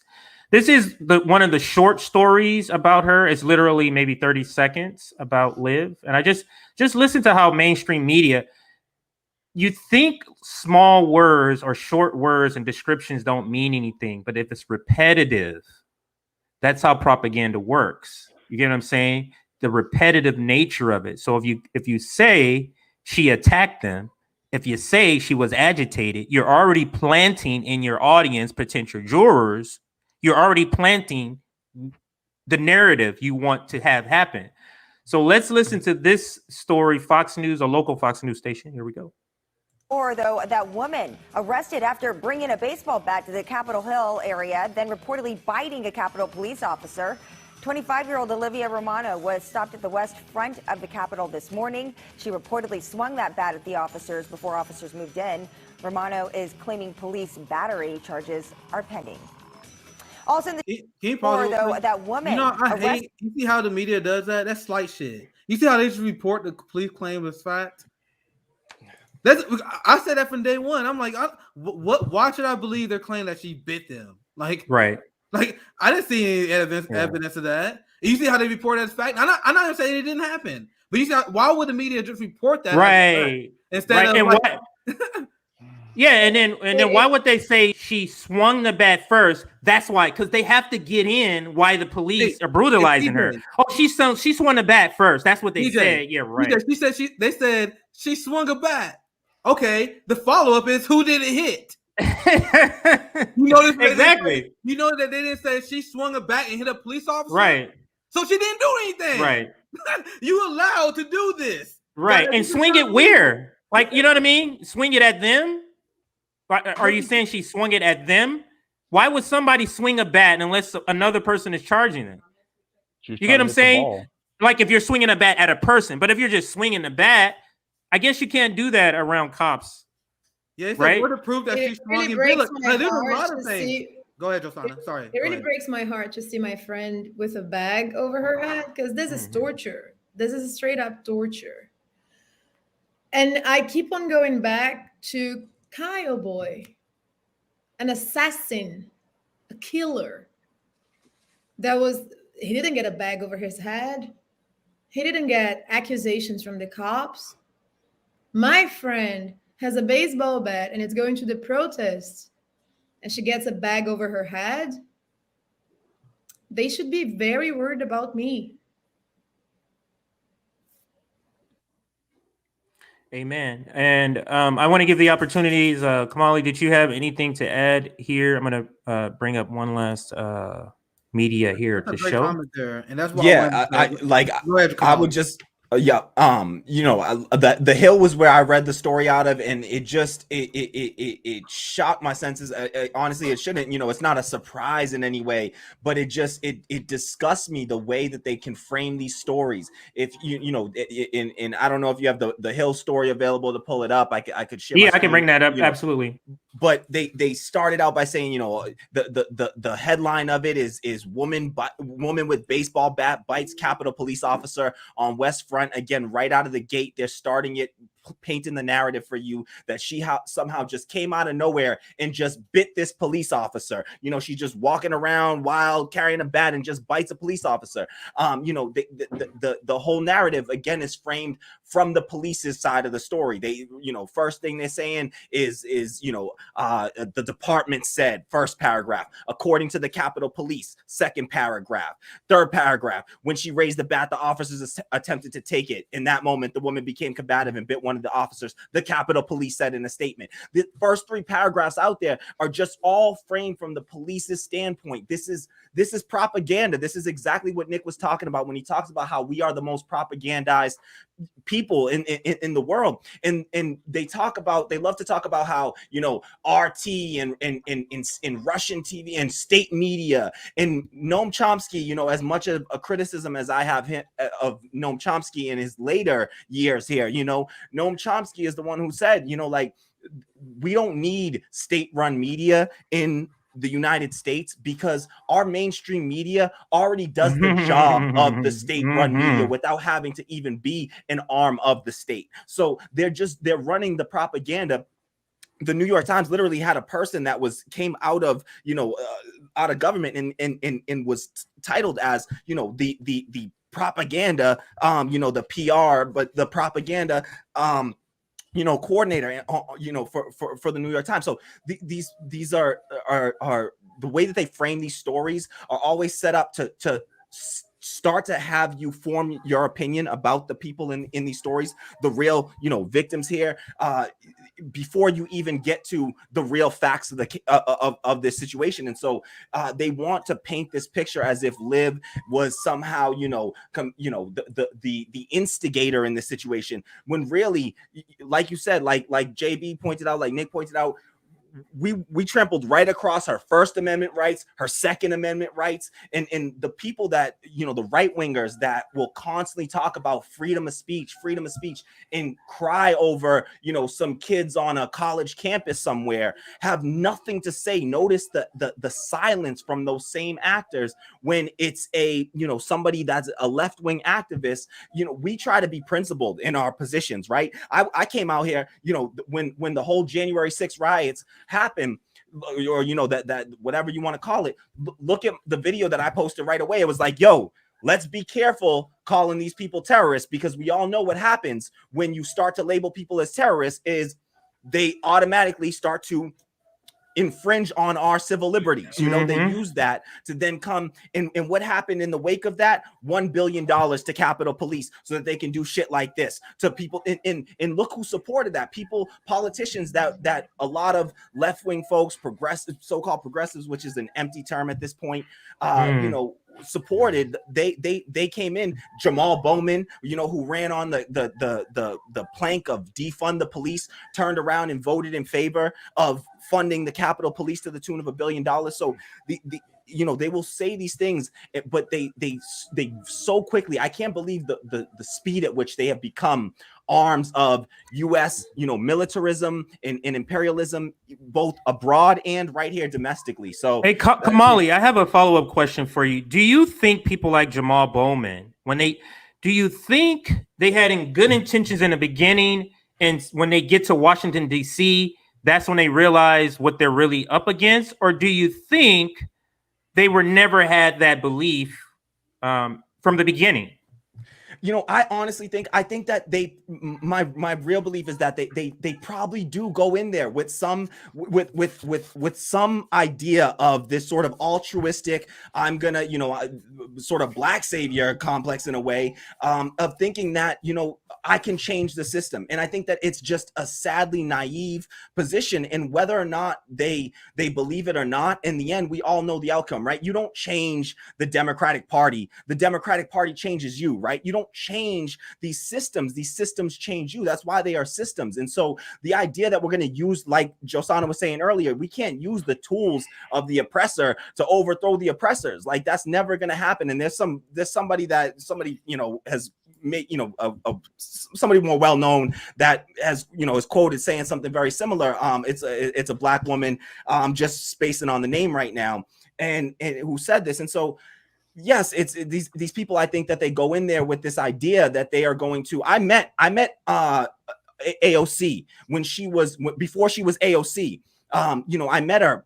Had this one-on-one discussion with her when nobody knew who she was, when we were supporting her because, she was a Justice Democrat, and I came out there and I threw my support, threw all kinds of money behind these people because I believed, and I was fooled into believing that these people could be some agents of change. And I spoke with her for about 25 minutes, and I believe that she believed it at the time, that she thought that she was going to go in there. But look at the person that she was to the person that she's become. And we have to realize that this is why we got to leave electoralism behind and not, I'm not saying that we'll never get any little gain out of it. Look, at civil rights came out of, electoral politics and this and that, but it also came out of movements, right? It was the movements that pushed from the bottom up, that pushed these people and had to scare these people into acting, right? So without those kinds of, mass movements, we'll never see these politicians shift in any way. And it's why, and maybe this, is part of of a good transition, but it's why I honestly believe nothing short of a general strike is going to affect change in any way at this stage, because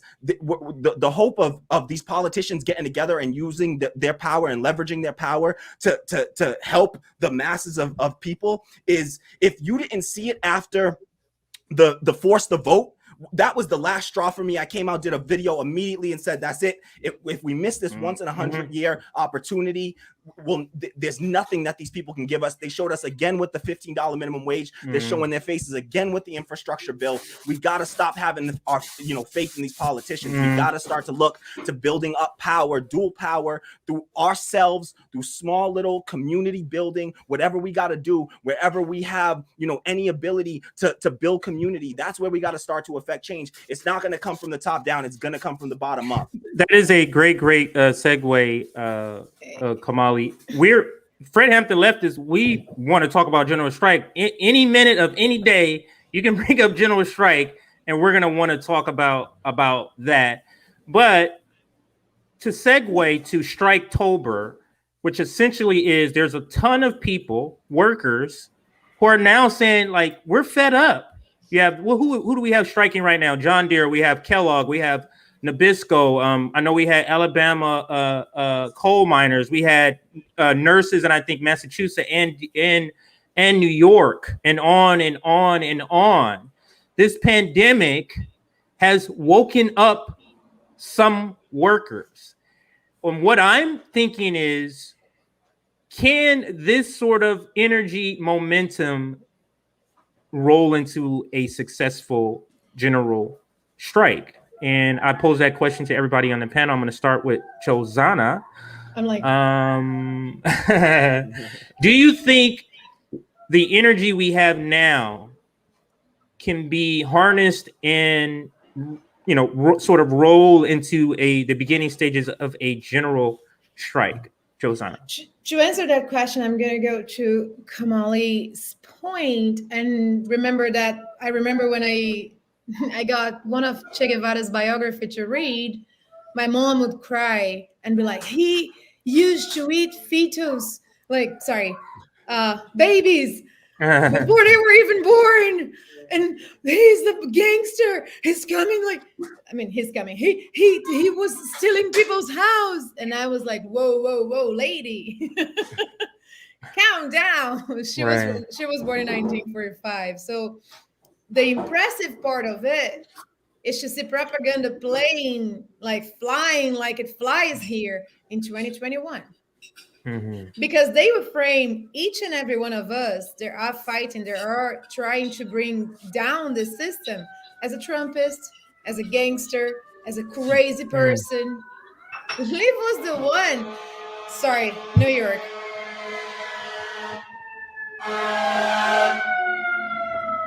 Sorry. Liv was the one But they even, like Quaker was saying that in the comments, they escalate the charges so they could scare us too. So when they get one, is Ubuntu here? When they get one of us, they are trying to smear all of us, right? They're trying to threaten all of us. So that's goes to the thought of we are a community and we have to live like that if we want to get away from the system. They strikes to dismantle the machine. The only way you can do that is by cutting the pieces of it. What is the biggest part of the machine? We are the center of the machine because we are the ones working, generating the money so they can do whatever they want. And they have been doing it on our backs. We are carrying them on our backs. So how can we stop that? By stop working. But I personally do not negotiate with gangsters. The American government are the biggest gangsters, are the mafia of the world. So I think that better wages, I'm not going to take it. I'm just going to strike. Medicare for all, I'll break everything down until we get you out of where you are. I'm a bit more radical because I've been radicalized by life and by how this country destroyed mine and all the perspectives that people like me didn't have, all the life we were neglected. Like, this country is the evil of the world. So I think the energy is good. And I think we have the moral obligation to support the workers that are already striking, right? Oh, Kellogg is striking. So let's take it for free, Kellogg's products, and donate for people that are starving now. Just take it for free somewhere. Josana, Josana, this is the reason why you're going to be on the flamethrower episode of Direct Action, because it's all about the next level of direct action. And you speak to that a lot. And Kamali, you also speak to that. It was a video I saw of you saying, like, I'll be a martyr. Like, if I have to die for this, I'll put my body on the line. And that's when I was like, yeah, that's a real one right there. So I feel you. I'm going to pass this now to Nick. There is a special announcement. I'm going to allow Nick to make the announcement in the lead up. So we have 15 minutes left. So we do have a lot of housekeeping things. This is the number one on the priority. Yeah. So Nick, the floor is yours, sir. So we do have a big announcement today. Addition to having these new roundtables that I think this Monday time slot is a great time. Especially because I think it's accommodate Kamali's schedule and everyone's schedule pretty well. But that adds to it. Everyone knows there have been a lot of changes at Fred Hampton Leftists. And our number one goal always has been to grow and amplify Black leftist voices and grow this community. So you guys heard from Kamali. You guys saw Josana. Josana have been a regular feature on my International Leftist Coalition panels. She also joined Affinity, had a great conversation with her and CJ, and she just blends in naturally. And it's great to have that international approach as well. So Josana and Kamali Rose will be joining us on Fred Hampton Leftist. And I first ran into Kamali when Sabby had us on the panel when we were talking about Black leftist content creators. And the second I saw we was on that panel, we immediately hit it off. Unapologetic, big shout out to him. I gotta have him on the show. He was on the panel as well. It was an immediate bomb because a lot of people in the Black leftist spaces, we not about the drama, we not about the nonsense. Like, we immediately see that we are fighting for the same issue. So we clicked, and you guys saw what the truth and power that Kamali can bring. So Kamali will be joining us as well.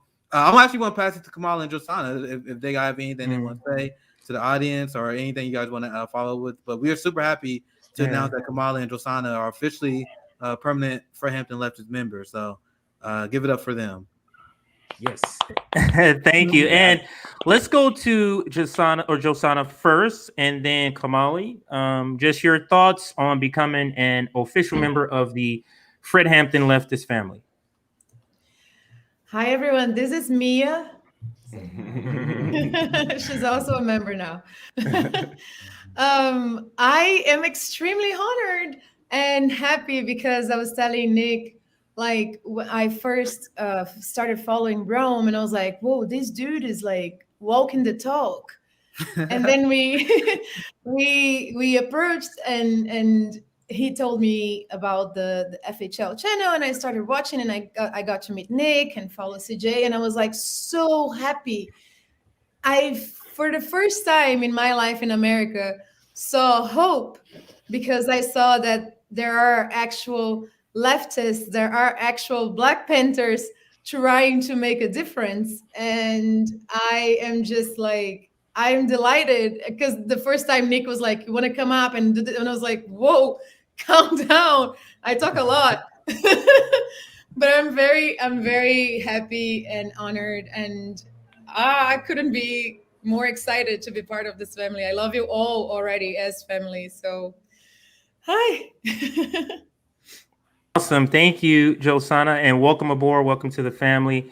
And Kamali, sir, your thoughts on becoming a Fred Hampton leftist member?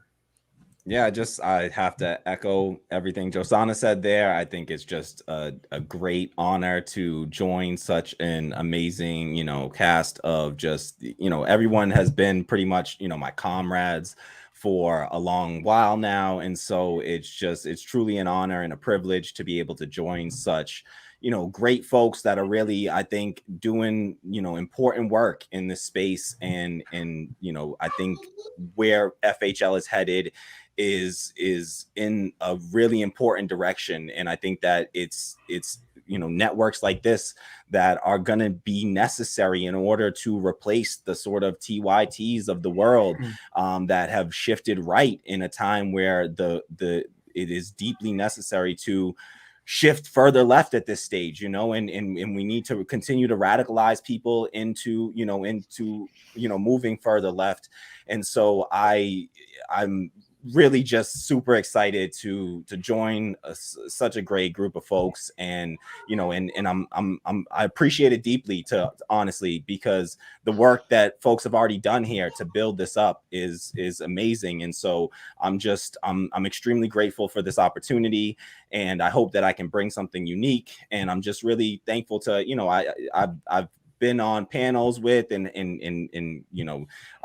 communicated on Twitter with all, so many of the Fred Hampton leftists. And so I'm just I'm almost speechless at this stage, and y'all know that's a lot for me because like Josana, I talk way too much. So anyone that's watched me ever, so thank you so much to everyone here and the rest of the folks, that voted for this and brought us in. I couldn't be happier to join such an amazing group of folks. Yeah, and full transparency, just for the people that our audience. We did hold a vote. It was a unanimous vote for both of them to join. So just so everybody knows the process of how it was, we talked about it. The voting was open for 3 days. So you had 3 days to vote, to submit your vote. So just wanted to make sure everybody understood that. And JB, you were one of the only one that hasn't had a chance to speak. So what are your thoughts on these two additions?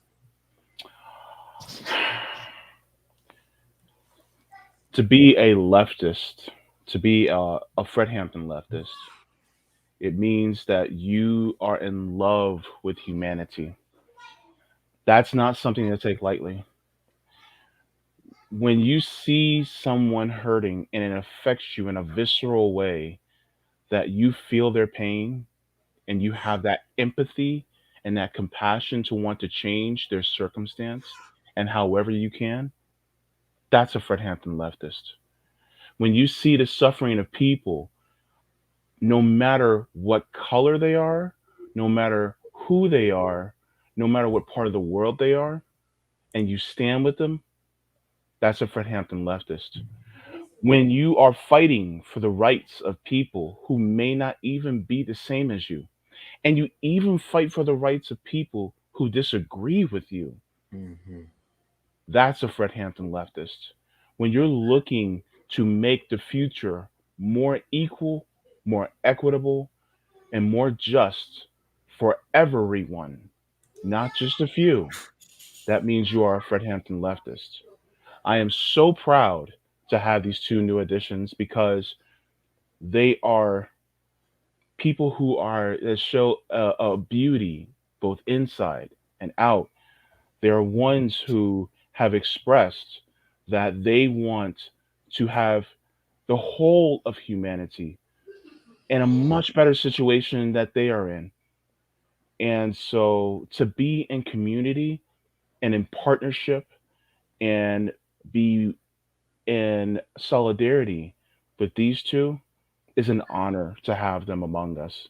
They are brilliant. They are uh, they are humble. They are extraordinary, and I am so glad that we have them here as Fred Hampton leftists. And I'm glad that it was a unanimous vote because it shows how much we all love them. Absolutely. Love you too, brother. And I concur with everybody's great words about the two of you and just your humble acceptance of this. We want to be different at Fred Hampton Leftist, and I believe we are different. Don't let anybody ever tell you you're a podcaster.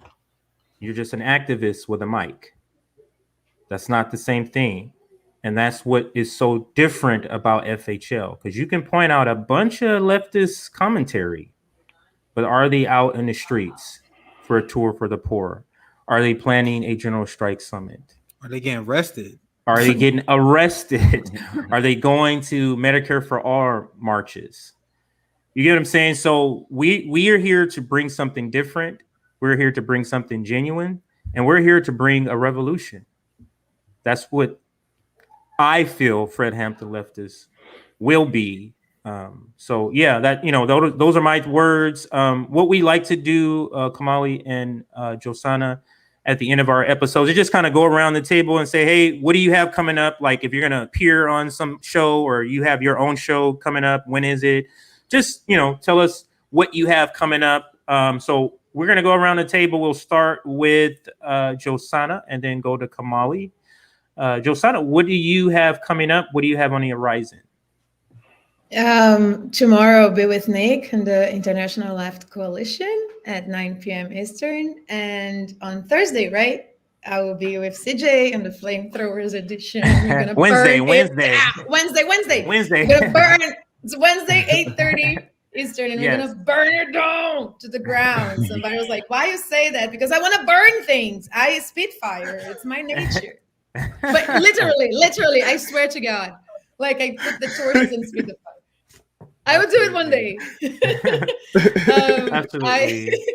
I just want everybody to support the generous strike. Please support the workers that are striking. They are the center of the attention of the movement. Also support the bail fund for the water protectors. And if you need any information in how to support the generous strike, my friend, sister, Ultraviolet, her Twitter handle is Ultraviolet, and she has Mexican woman painter as her avatar. Please help me with the name. I forgot. Frida Kahlo. I was gonna say, there you go. Yeah, and thank you so much again for adding me. And I love everybody. Everybody in the comments are so sweet, and I feel the love and the support, and I love you all very much. Absolutely. Thank you, Josana and Kamali. What do you have coming up, sir? Wednesday, going to be joining the Flamethrowers panel with Josana and CJ, 8:30 Eastern here on FHL. So really looking forward to that.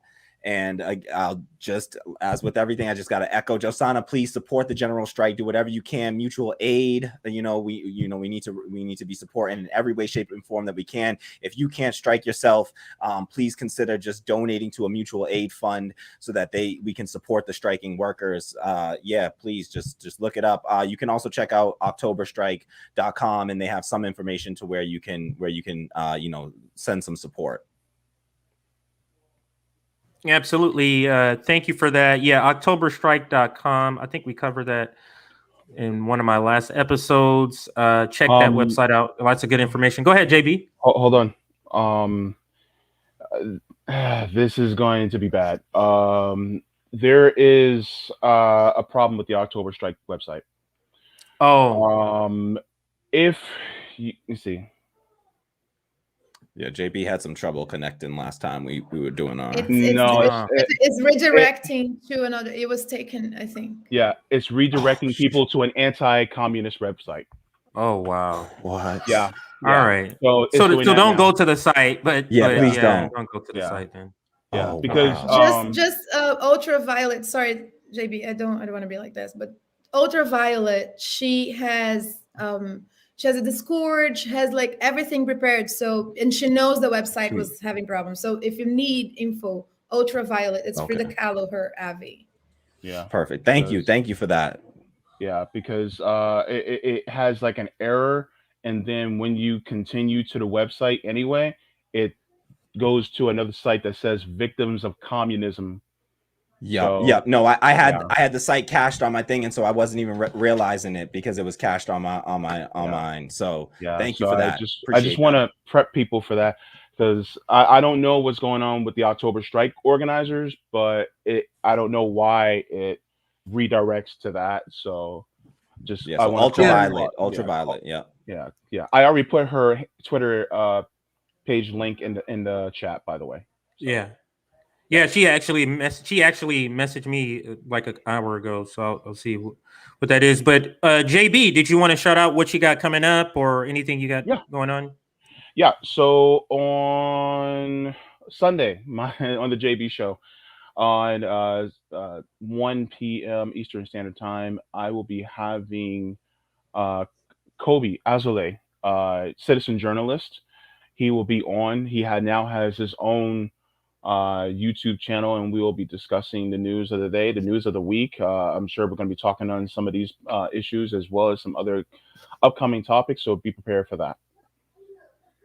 Absolutely. And Nick, rounding it out, Nick, what do you got coming on, sir? Coming up. So I'm super excited for tomorrow. It'll be Josana's first panel as an official member on the International Leftist. So technically, she's a co-host now instead of a guest. So that's going to be great. And the topic tomorrow, we did a lot of philosophical conversations about how, like, the propaganda of imperialism. But now we're actually going to turn more to current events, because I want to discuss something that is not discussed often, is how sanctions are an act of war, and we need to treat it as such.